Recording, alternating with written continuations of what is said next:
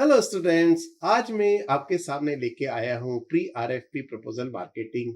तो इसमें हम ये समझेंगे कि प्री आरएफपी होता क्या है और प्री आरएफपी प्रपोजल मार्केटिंग क्या होती है। तो सबसे पहले आइए समझते हैं कि ये प्री आरएफपी क्या होता है और इसकी प्रपोजल मार्केटिंग क्या होती है। प्री आरएफपी का मतलब होता है कि रिक्वेस्ट फॉर प्रपोजल आने से पहले ही हमारे पास इतना मार्केटिंग हम कर ले कि वो जो रिक्वेस्ट फॉर प्रपोजल वो हमारे पास आने की संभावना बहुत ज्यादा बढ़ जाए। तो इसके लिए हम बहुत सारी तकनीक अपनाते हैं, कुछ स्ट्रेटेजीज देते हैं और इसी के बारे में हम आगे चर्चा करेंगे।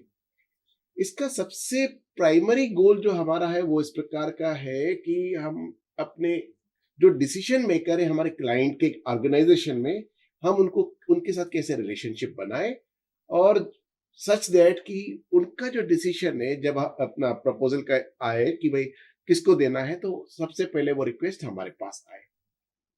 तो इसका जो इम्पोर्टेंस आप समझ ही गए होंगे कि आज का जो बिजनेस एनवायरनमेंट है बहुत ही ज्यादा कॉम्पिटिटिव है। अब इस कॉम्पिटिटिव बिजनेस मार्केट में अगर जब तक हम दूसरों से एक कदम आगे नहीं चलेंगे तब तक हमको हमारा ऑर्गेनाइजेशन भी ग्रो नहीं कर सकता है और हम भी ग्रो नहीं कर सकते। तो अपने प्रतियोगियों से, अपने कॉम्पिटिटर से हमको हमेशा ऊपर आगे बढ़ते रहने के लिए हमारी मार्केटिंग रणनीति, हमारी मार्केटिंग स्ट्रेटेजी इस प्रकार से होना चाहिए कि जैसे ही क्लाइंट के ऐसा हमको पता पड़े कि कहीं से कोई प्रपोजल आने वाला है तो हम उसकी पहले से ही ब्रांडिंग करना और मैसेजिंग करना, मार्केटिंग करना स्टार्ट कर दें। इससे हमारा ऑर्गेनाइजेशन ग्रो भी होता है, हमारे ऑर्गेनाइजेशन के पास ज्यादा प्रपोजल्स आते हैं, हमारे ऑर्गेनाइजेशन के पास ज्यादा प्रोजेक्ट्स आते हैं। तो ये हमारा ओवरऑल ग्रोथ को बढ़ावा देता है। आइए देखते हैं कि इसके की कंपोनेंट्स क्या हैं प्री आरएफपी प्रपोजल मार्केटिंग के। सबसे पहला की कंपोनेंट है मार्केट रिसर्च। हमारा जो मार्केट रिसर्च टीम होना चाहिए वो इतना ज्यादा कैपेबल होना चाहिए कि क्लाइंट के पास क्या आने वाला है या फ्यूचर मार्केट ट्रेंड क्या बोलता है और फ्यूचर मार्केट ट्रेंड में हमारे पोटेंशियल क्लाइंट कौन कौन से हो सकते हैं, उसी के आधार पर हम अपॉर्चुनिटीज को सर्च करते हैं, हंट करते हैं। तो ये मार्केट रिसर्च से हमको ये फायदा पड़ जाता है। दूसरा, रिलेशनशिप बिल्डिंग। जान पहचान हो जीना आसान हो, ये आपने सुना है। तो यहाँ पर आपको ये देखना पड़ेगा कि जहां पर भी आपकी जान पहचान अच्छी होगी वहां पर आपका काम आसानी से हो जाएगा। लेकिन जान पहचान कैसे होगी? जब आपका वहां पर कोई ना कोई संबंध बनेगा। और वो संबंध तब बनेगा जब आप कोई ना कोई नेटवर्किंग इवेंट करोगे, कोई नेटवर्किंग मीटिंग करोगे, कोई आउटरीच एक्टिविटी करोगे, यानी लाइमलाइट में आप बने रहोगे। लाइमलाइट में बने रहोगे तो आपके जो पोटेंशियल क्लाइंट है वो ऑटोमेटिक आपकी तरफ अट्रैक्ट होंगे और आपसे रिलेशनशिप उनकी मेंटेन हो जाएगी। और रिलेशनशिप फिर उसको बनाए रखना भी हमारा काम है, राइट। अब आती है थॉट लीडरशिप, यानी हमारा ऑर्गेनाइजेशन को इस प्रकार से हमको प्रमोट करना है कि उस पर्टिकुलर इंडस्ट्री के लिए आगे का विजन यहीं से मिलेगा। थॉट लीडरशिप समझते हैं, जैसे चिंतक बोलते हैं, जिस चिंतक, बुद्धिजीवी, विचारक। तो ये जो है ये हमारा थिंक टैंक एक तरीके से। तो उस पर्टिकुलर इंडस्ट्री के लिए वो हमारा organisation as a think tank का काम करे। तो थॉट लीडरशिप, अब ये कैसे होगा कि लोग हमको कैसे समझेंगे? वो लोग तब ऐसे समझेंगे हमको कि ये लोग अच्छे विजनरी हैं जब हम अपनी इंडस्ट्री की इनसाइट्स को, अपनी इंडस्ट्री की बेस्ट प्रैक्टिसेस को, अपने ऑर्गेनाइजेशन की सक्सेस स्टोरीज को आम लोगों तक पहुंचाएंगे या अपने पोटेंशियल क्लाइंट तक तो एटलीस्ट पहुंचाएंगे। इसके लिए हम व्हाइट पेपर्स पब्लिश कर सकते हैं, वेबिनार्स हम कर सकते हैं, स्पीकिंग एंगेजमेंट्स करवा सकते हैं। इस प्रकार से हम इसको कर सकते हैं। और अगला जो कंपोनेंट है वो है हमारा सॉल्यूशन डेवलपमेंट।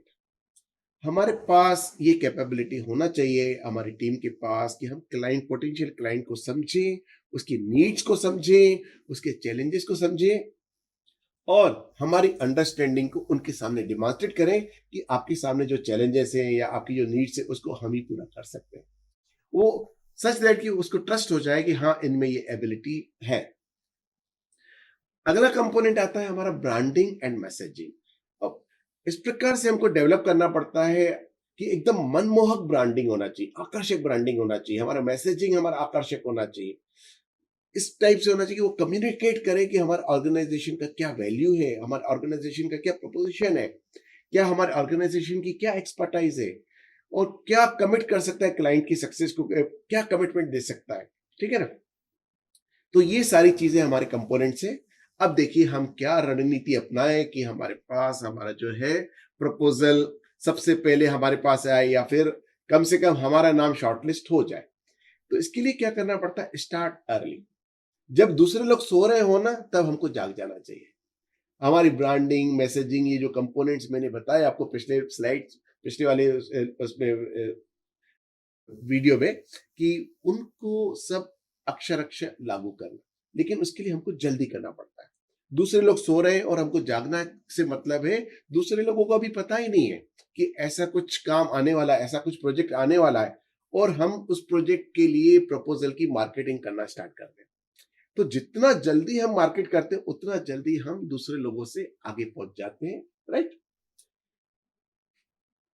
हमारी एक जो मेन स्ट्रेटेजी होना चाहिए, वो हमारा फोकस होना चाहिए हमारी रिलेशनशिप बिल्डिंग पर। यानी जब तक हम रिश्तों के ऊपर इन्वेस्ट नहीं करेंगे, संबंधों के ऊपर इन्वेस्ट नहीं करेंगे, तब तक हमारा काम नहीं बनने वाला है। तो हम अपने टाइम और रिसोर्सेस को हमेशा रिलेशनशिप बिल्डिंग में इन्वेस्ट करें। अब ये रिलेशनशिप बिल्डिंग किसके साथ करना है? हर किसी के साथ नहीं करना है। उनके साथ करना है जो की स्टेक होल्डर्स हैं, जिनके पास डिसीजन पावर है, जो इन्फ्लुएंस कर सकते हैं डिसीजन को, या जो एंड यूजर्स हैं। तो उनको उनके उनके पर हमको फोकस करना चाहिए। Tailor your approach. अपनी हमारी अप्रोच जो होना चाहिए क्लाइंट की नीड के हिसाब से, क्लाइंट के चैलेंज के हिसाब से, उस हिसाब से उसको कस्टमाइज कर देना चाहिए। क्लाइंट की कम्युनिकेशन स्टाइल भी कई बार बहुत काम की रहती है, उसके हिसाब से भी हमको चेंज कर लेना चाहिए। क्लाइंट के प्रेफरेंस के हिसाब से हमको अपने को चेंज कर लेना चाहिए। Demonstrate value. हमारी ऑर्गेनाइजेशन की क्या वैल्यू है, इसको कैसे डिमॉन्स्ट्रेट करेंगे? इसको हम टेस्टिमोनियल्स के जरिए डिमॉन्स्ट्रेट कर सकते हैं, केस स्टडीज के जरिए हम डिमॉन्स्ट्रेट कर सकते हैं कि हमारे ऑर्गेनाइजेशन क्या यूनिक वैल्यू हम आपको दे सकते हैं, हम अपने क्लाइंट को ट्रस्ट दिला सकते हैं। रणनीति का एक हिस्सा जरूर ये भी होना चाहिए कि बी प्रोएक्टिव। हमको आगे बढ़ के काम करना चाहिए, चाहे वो क्लाइंट का कंसर्न हो या क्लाइंट का ऑब्जेक्टिव हो। हमको हमेशा सॉल्यूशन डेवलपमेंट की तरफ काम करना चाहिए, हमेशा प्रोएक्टिव होकर सॉल्यूशन डेवलप करना चाहिए। उससे क्या है, क्लाइंट का हमारे ऊपर भरोसा जम जाता है, और बहुत संभव है कि वो क्लाइंट का जो प्रोजेक्ट है फिर वो हमारे पास ही आए।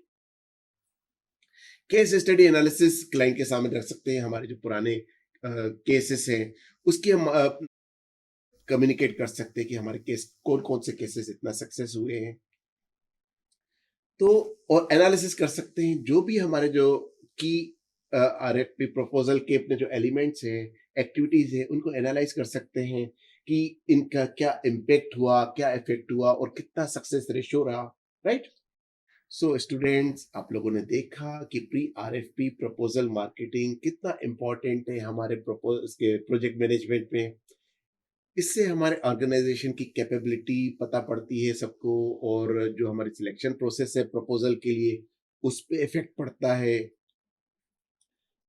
मार्केट रिसर्च कंडक्ट करके, रिलेशनशिप मेंटेन करके, अपनी वैल्यूज को डिमॉन्स्ट्रेट करके हम अपना प्री आरएफपी मार्केटिंग भी कर सकते हैं, उसकी ब्रांडिंग भी कर सकते हैं, मैसेजिंग भी दे सकते हैं, और उससे हमारा जो है सक्सेस रेशियो बहुत ज़्यादा बढ़ जाता है। तो आज के लिए इतना ही। Thank you very much.